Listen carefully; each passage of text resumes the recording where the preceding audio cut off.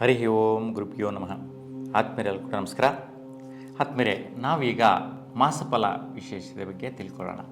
ನೋಡಿ, ಈ ಮಾಸಫಲ ವಿಶೇಷತೆಯಲ್ಲಿ 2025 ಮೇ ತಿಂಗಳು ಕನ್ಯಾ ರಾಶಿಯವರಿಗೆ ಯಾವ ರೀತಿ ಪ್ರತಿಫಲಗಳಿದೆ. 9 ಗ್ರಹಗಳಲ್ಲಿ 5 ಗ್ರಹಗಳು ಒಂದು ರಾಶಿಯಿಂದ ಮತ್ತೊಂದು ರಾಶಿಗೆ ಬದಲಾಗ್ತಾ ಇರ್ತಕ್ಕಂತಹದ್ದು. ಬುಧ ಗ್ರಹ ಈ ತಿಂಗಳಲ್ಲಿ 3 ಮನೆಗಳಿಗೆ ಬದಲಾವಣೆ ಆಗಿ ಸಂಚಾರ ಮಾಡ್ತಾನೆ.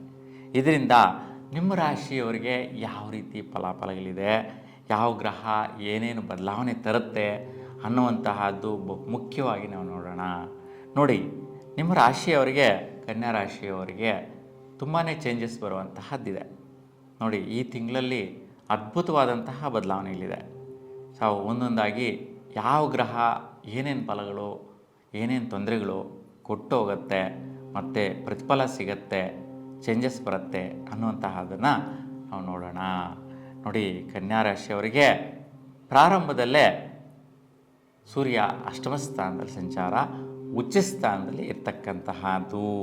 ಅದಕ್ಕೆ ಸ್ವಲ್ಪ ಯಾವುದೋ ಒಂದು ಕೆಲಸ ಕಾರ್ಯ ನಿಮಿತ್ತ ಮುಂದುವರಿಸಿರ್ತೀರ. ಆ ಒಂದು ಕೆಲಸ ಕಾರ್ಯ ವಿಚಾರದಲ್ಲಿ ಸ್ವಲ್ಪ ದುಡ್ಡು ಕಾಸು ಖರ್ಚು ಮಾಡುವಂತಹದ್ದು ಕೂಡ ಇರುತ್ತೆ. ಅದು ಬೇಗ ಆಗ್ತಾ ಇರಲ್ಲ, ನಿಧಾನ ಆಗ್ತಾಯಿದೆ, ಲೇಟ್ ಆಗ್ತಾಯಿದೆ. ಅದಕ್ಕೇನು ತೊಂದರೆ? ಸೂರ್ಯ ಅಷ್ಟಮ ಸ್ಥಾನದಲ್ಲಿರೋದು, ಅಂದರೆ ಉಚ್ಚ ಸ್ಥಾನದಲ್ಲಿದ್ದಾನೆ. ಅವರು ಕೆಲಸ ಮಾಡಿಕೊಡೋರು ಕೂಡ ನಿಮಗೆ ತುಂಬ ಪ್ರಾಮಿಸ್ ಮಾಡ್ತಾ ಇರ್ತಾರೆ. ನಿನಗೆ ಯಾಕೆ, ನಾನು 100% ಮಾಡಿಕೊಡ್ತೀನಿ, ಖಂಡಿತವಾಗಿಯೂ ಮಾಡಿಕೊಡ್ತೀನಿ, ನನ್ನ ಮೇಲೆ ನಂಬಿಕೆ ಇಲ್ವಾ ನಿನಗೆ ಅನ್ನೋ ರೀತಿಯಲ್ಲಿ ಮಾತಾಡ್ತಾ ಇರ್ತಾರೆ.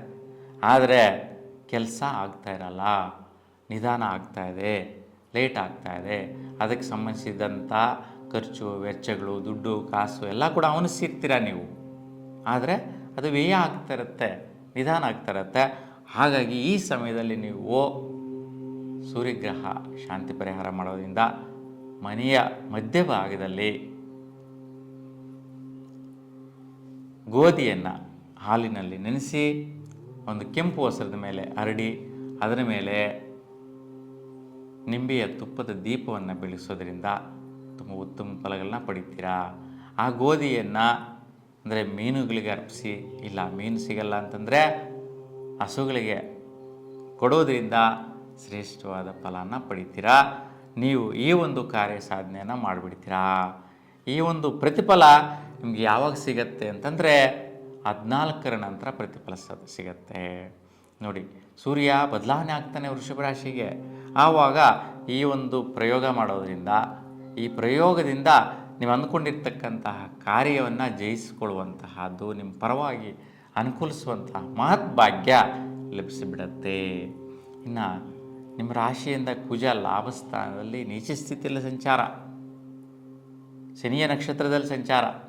ಇದರಿಂದ ಸ್ವಲ್ಪ ಅಣ್ಣ ತಮ್ಮಂದಿರ ಮಧ್ಯೆ ಮತ್ತು ನಿಮ್ಮ ಒಂದು ಆರೋಗ್ಯ ಪರಿಸ್ಥಿತಿಯ ವಿಚಾರವಾಗಿ, ಲಾಭಗಳ ವಿಚಾರದಲ್ಲಿ ಸ್ವಲ್ಪ ಅಡಚಣೆಗಳು ನೋಡುವಂತಹದ್ದು ಬರುತ್ತೆ. ನಿಮ್ಮ ಜೊತೆ ಒಡಹುಟ್ಟಿರ್ತಕ್ಕಂಥ ಅಣ್ಣ ತಮ್ಮಂದರಿಗೆ ಆರೋಗ್ಯ ಪರಿಸ್ಥಿತಿಯಲ್ಲಿ ಸರಿ ಇಲ್ಲದಿರ ಇರ್ತಕ್ಕಂತಹದ್ದು, ಆ ವಿಚಾರವಾಗಿ ಸ್ವಲ್ಪ ಟೆನ್ಷನ್ಗಳು ತಗೊಳ್ಳುವಂತಹದ್ದು, ಚಿಂತೆ ತಗೊಳ್ಳುವಂಥದ್ದು, ಯೋಚನೆ ಬರುವಂತಹದ್ದು ಆಗ್ತಾ ಇರುತ್ತೆ. ಹಾಗಾಗಿ ನಿಮ್ಮ ಜೊತೆ ಯಾರು ಅಕ್ಕ ತಂಗಿರು ಅಣ್ಣ ತಮ್ಮಂದಿರು ಇರ್ತಾರೆ ಅಂತಹವ್ರಿಗೆ ಸ್ವಲ್ಪ ಕಾಳಜಿ ವಹಿಸಬೇಕು. ಯಾಕಂದರೆ 15ರವರೆಗೂ ಶನಿ ಕುಜ ಯತಿಯಾಗುವಂತಹ ಸ್ಥಿತಿಯಲ್ಲಿರ್ತಕ್ಕಂತಹದ್ದು. ಹಾಗಾಗಿ ಕುಜ ಸಂಚಾರ ಮಾಡ್ತಾ ಇರ್ತಕ್ಕಂಥ ನಕ್ಷತ್ರ ಫಲ ಈ ರೀತಿ ಶನಿಯ ಪ್ರಭಾವದಿಂದ ಕೂಡಿರುತ್ತೆ. ಹಾಗೆ ಶನಿ ಕುಜರು ಮಾರಕ ಗ್ರಹಗಳು, ಶತ್ರುಗ್ರಹಗಳು. ಹಾಗಾಗಿ ಚಂದ್ರನ ಮನೆಯಲ್ಲಿ ಸಂಚಾರ, ಕುಜ ನೀಚ ಸ್ಥಿತಿ. ಹಾಗಾಗಿ ತುಂಬಾ ಒತ್ತಡಕ್ಕೆ ಸಿಕ್ಕಾಕೊಂಡ್ಬಿಡುವಂತಹದ್ದಿದೆ. ಯಾವುದಾದ್ರು ಬರಬೇಕಾದ ಆದಾಯಗಳು ಬರಬೇಕು, ಬರ್ತಾ ಇಲ್ಲ, ತುಂಬ ಹಿಂಸೆ ಕೊಡ್ತಾ ಇದ್ದಾರೆ. ಯಾರಿಗೂ ಕೊಡಬೇಕು ಅಂಥವರೆಲ್ಲ ಕೂಡ ತುಂಬ ಹಿಂಸೆ ಕೊಡ್ತಾ ಇದ್ದಾರೆ, ಸೆಟ್ಲ್ಮೆಂಟ್ಗಳು ಕೇಳ್ತಾ ಇದ್ದಾರೆ. 15ರ ಒಳಗಡೆ ಮಾಡಬೇಕು, ಆದರೆ ಆಗ್ತಾಯಿಲ್ಲ. ಆಗಬೇಕಾದ್ರೆ ಏನು ಪರಿಹಾರ ಮಾಡಬೇಕು, ಅದು ಇಂಪಾರ್ಟೆಂಟ್ ಆಗಿರುತ್ತೆ. ಹಾಗೆ ನಿಮ್ಮ ಮನೆಯ ಹತ್ತಿರದಲ್ಲಿರ್ತಕ್ಕಂತಹ ಆಂಜನೇಯ ಸ್ವಾಮಿ ದೇವಾಲಯದ ಹತ್ರ ನೀವು ದೇವರ ಒಂದು ಸನ್ನಿಧಿಯಲ್ಲಿ ಎಳ್ಳೆಣ್ಣೆ ದೀಪದ ಅಖಂಡವನ್ನು 108 ಬತ್ತಿಯಿಂದ ಬೆಳಗಿಸೋದ್ರಿಂದ ಶ್ರೇಷ್ಠವಾದ ಫಲನ ಪಡಿತೀರಾ. ಮತ್ತು ಶ್ರೀ ಸುಬ್ರಹ್ಮಣ್ಯ ಸ್ವಾಮಿ ದೇವರ ಮುಂದೆ 9 ತಂಬಿಟ್ಟು ದೀಪಗಳನ್ನು ತುಪ್ಪದಿಂದ ಬೆಳಗಿಸೋದ್ರಿಂದ ಈ ಒಂದು ರೀತಿಯ ಆದಾಯಗಳು, ಕಮಿಟ್ಮೆಂಟ್ಸಿಂದ ಹೊರಗಡೆ ಬರುವಂತಹ ಸಾಧ್ಯತೆ ನಿಮ್ಮದಾಗತ್ತೆ ಈ ತಿಂಗಳಲ್ಲಿ. ನೋಡಿ ಎಷ್ಟೊಂದು ಒಳ್ಳೆಯ ರೀತಿಯ ಒಂದು ಉಪಚಾರ ಪರಿಹಾರ ಇರುತ್ತೆ. ಅದನ್ನು ಮಾಡೋದರಿಂದ ಪ್ರತಿಫಲ ನಿಮಗೆ ಪಾಸಿಟಿವ್ ಆಗಿ ಸಿಗತ್ತೆ. 15ರ ನಂತರ ಆದಾಯಗಳು ಸೂತ್ರವಾಗಿ ಬರುವಂತಹದ್ದಾಗತ್ತೆ. ನಿಮ್ಮ ಒಂದು ಮಾತೃಸ್ಥಾನಗಳಲ್ಲಿ ಕೂಡ ಅವ್ರಿಗೂ ಕೂಡ ಆರೋಗ್ಯ ಪರಿಸ್ಥಿತಿಗೆ ಸರೋಗುವಂತಹದ್ದು ಸುಧಾರಿಸುವಂತಹದ್ದಾಗತ್ತೆ. ಯಾಕೆಂದರೆ ಅವ್ರಿಗೆ ಹಾಸ್ಪಿಟಲ್ ಟ್ರೀಟ್ಮೆಂಟ್ ಬಂದುಬಿಟ್ಟಿರುತ್ತೆ, ಅವ್ರಿಗೇನೋ ಶಸ್ತ್ರಕ್ರಿಯೆ ಹೇಳಿರ್ತಾರೆ, ದುಡ್ಡು ಕಾಸು ಅವನಿಸ್ಬೇಕು, ಆಗ್ತಾಯಿಲ್ಲ. ಈ ಪರಿಹಾರ ಮಾಡಿ ನಿಮಗೆ ದುಡ್ಡು ಕಾಸು ಅವನಿಸ್ತೀರಾ, ಅವರ ಆರೋಗ್ಯ ಕೂಡ ಸುಧಾರಿಸುತ್ತೆ, ಸರೋಗ್ಬಿಡತ್ತೆ. ಇನ್ನು ಬುಧನ ಬದಲಾವಣೆ ನೋಡಿ, ನಿಮ್ಮ ರಾಶಾಧಿಪತಿ ಬುಧನು ಈ ಒಂದು ಮಾಸದಲ್ಲಿ 3 ಮನೆಗಳನ್ನು ಬದಲಿಸ್ತಾನೆ. ಇದರಿಂದ ಏನು ಪ್ರತಿಫಲ ಅಂತ ನೋಡೋಣ. ನೋಡಿ, ನಿಮ್ಮ ರಾಶಿಯಿಂದ ಸಪ್ತಮ ಸ್ಥಾನದಲ್ಲಿ ಬುಧ ನೀಚ ಸ್ಥಿತಿಯಲ್ಲಿ ಸಂಚಾರ, ವಕ್ರಸ್ಥಿತಿಯಲ್ಲಿ ಬೇರೆ ಇದ್ದ, ಇಲ್ಲಿ ಪಾಪಗ್ರಹ ಬೇರೆ ಆಗಿದ್ದ. 6ನೇ ತಾರೀಕುವರೆಗೂ ಯಾವುದೇ ರೀತಿಯ ವಿವಾಹ ಸಂಬಂಧಗಳನ್ನ ಫೈನಲ್ ಮಾಡಬೇಡಿ.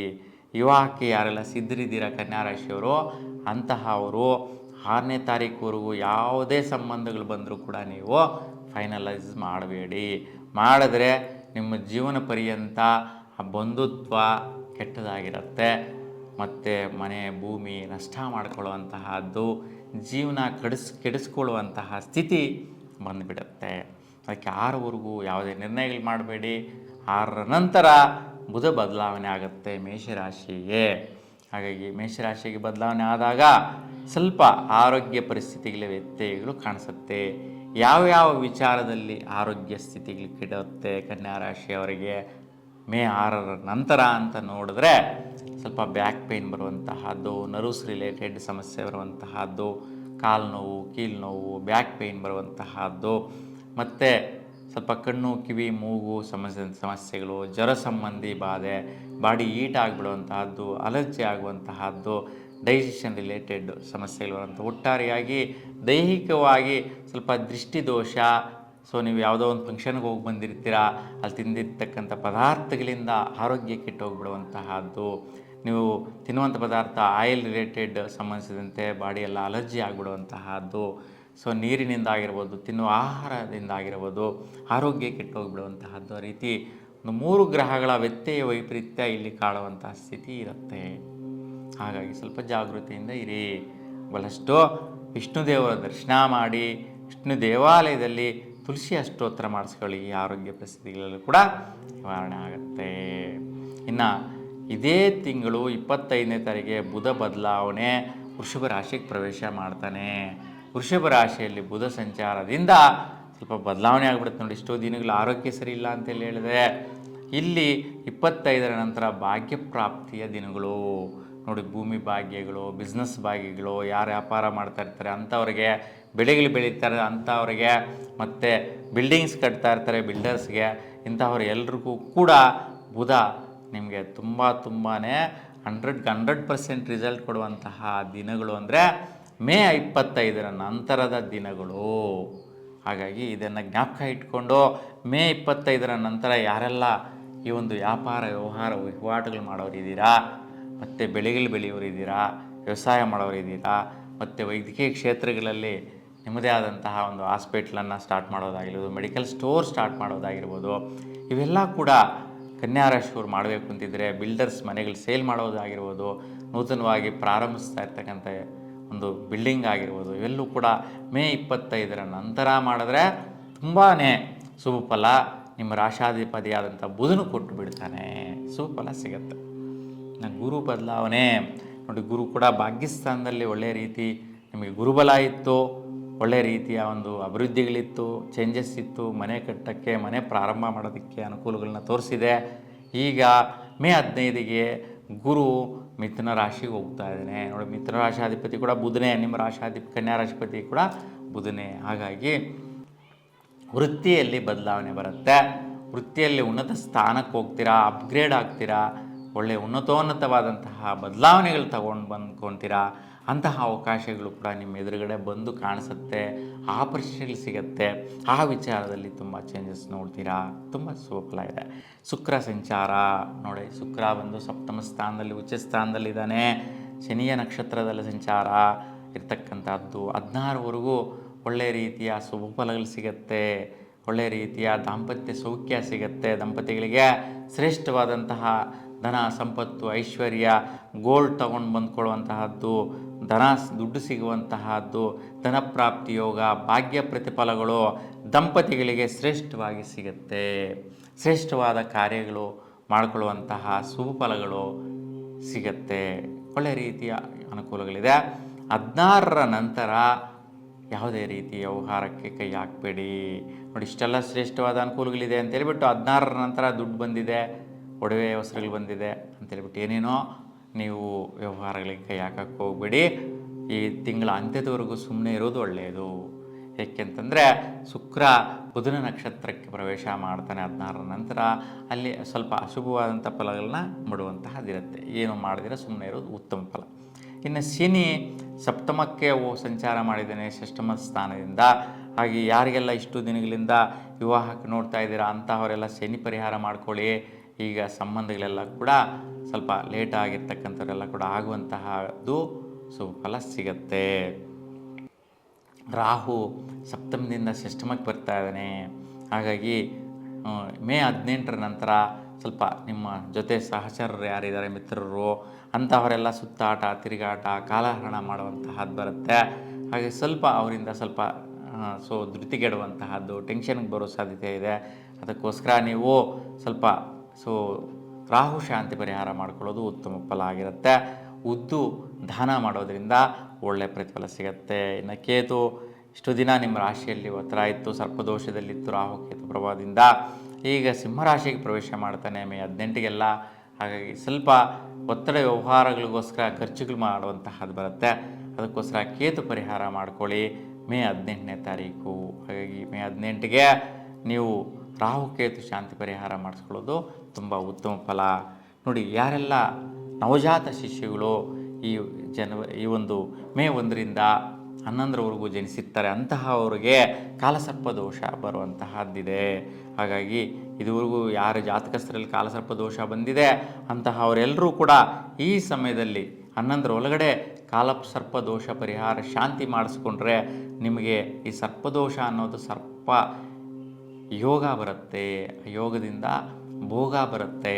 ಹಾಗಾಗಿ ಜೀವನದಲ್ಲಿ ಉನ್ನತ ಅಧಿಕಾರ ಪ್ರಾಪ್ತಿ, ಉನ್ನತವಾದಂಥ ಐಶ್ವರ್ಯ ಪ್ರಾಪ್ತಿ ಈ ಒಂದು ಸರ್ಪಯೋಗದಿಂದ ಬಂದುಬಿಡುತ್ತೆ. ಹಾಗಾಗಿ ಕಾಲಸರ್ಪ ದೋಷ ಎಷ್ಟು ಜೀವನನ ಕೆಡಿಸಿಬಿಡುತ್ತೆ, ಅಷ್ಟು ಪ್ರಭಾವದ ಯೋಗಗಳನ್ನು ಒಂದಕ್ಕೆ ಮತ್ತಷ್ಟು ಅಂದರೆ ದುಪ್ಪಟ್ಟು ಪ್ರತಿಫಲನ ಕೊಟ್ಬಿಡುತ್ತೆ. 100ಗೆ 100 200 ಅಷ್ಟು ಪ್ರತಿಫಲ ಕೊಟ್ಬಿಡುತ್ತೆ. ತುಂಬ ಸೂಪರ್ ಡೂಪರ್ ಡೆವಲಪ್ಮೆಂಟ್ ಆಗಿಬಿಡ್ತೀರಾ. ಹಾಗಾಗಿ ಕಾಲಸರ್ಪ ಶಾಂತಿ ಮಾಡಿಸ್ಕೊಳ್ಳಿ ಈ ಒಂದು 11ರ ಒಳಗಡೆ, 1ನೇ ತಾರೀಕಿಂದ ಮೇ 11ರ ಒಳಗಡೆ ಈ ಶಾಂತಿ ಪರಿಹಾರ ಮಾಡಿದ್ರೆ ಶ್ರೇಷ್ಠವಾದ ಫಲ ನಿಮ್ಮದಾಗುತ್ತೆ. ನಿಮ್ಮೆಲ್ಲರಿಗೂ ಕೂಡ ನಿಮ್ಮ ಇಷ್ಟದೇವರ ಅನುಗ್ರಹ ಸದಾಕಾಲ ನಿಮ್ಮ ಮೇಲೆ ಇರಲಿ ಅಂತ ಭಗವಂತನಲ್ಲಿ ಪ್ರಾರ್ಥಿಸ್ತಾ ಎಲ್ರಿಗೂ ಕೂಡ ಶುಭವಾಗಲಿ. ನಮಸ್ಕಾರ.